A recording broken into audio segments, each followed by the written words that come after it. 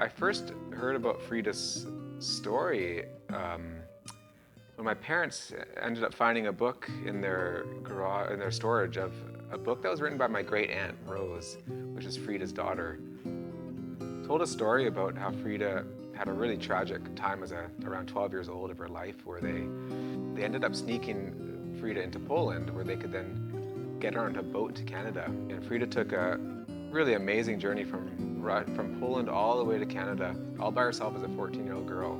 I didn't actually sit down and intentionally think, I'm gonna write a song about Freda or music about Freda. I was actually sitting in my room and I was feeling really melancholy, just really lots of sadness just welling up in me. I didn't know where it came from, and I just started playing guitar, and this really kind of quite melancholy melody started coming out, and I just went with it and I played it.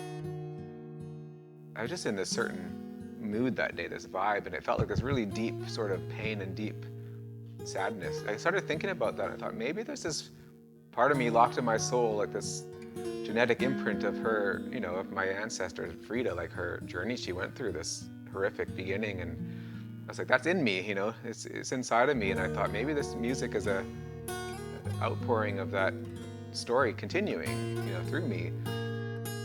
As time went on, I realized I had this vision, I'm gonna write a suite called Freda Journey Suite. It's gonna be, you know, a few movements, and I would love to play with like a chamber ensemble. That would be the dream. Creating a more of a balance, like a more of a journey, kind of tragic beginning to like a really hopeful, uplifting continuation.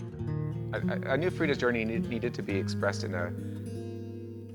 just with more instruments, you know, to really get that lush sound. One of my oldest friends, Adrian Dolan, who I played music with for, let's say, since 1994. And he's been a good friend and a music collaborator for all these years. I couldn't possibly think of anyone else who would rather do this than Adrian. Adrian just dropped off the score to me the other day. It all finished. It's 85 pages of amazing arrangements that he did here for orchestra. On April 27th, 2025, we'll be performing this with the Sooke Philharmonic Orchestra at the Sooke Community Hall. It just feels quite profound and meaningful and deep for me to go and play in my hometown a piece of music that is a continuation of her journey in my life now, and having my daughter there listening, you know, and just how the journey will just continue and continue. And another part of this piece of music is just, you know, the music is expressing those parts I'm searching for inside of myself, of her qualities that inspire me, right, and that I look up to, and just that hero's journey of going through something so hard in your life, but then coming out and creating something beautiful and having your legacy and your family continue, you know. And like I said, I wouldn't be sitting here telling you this if it wasn't for her journey.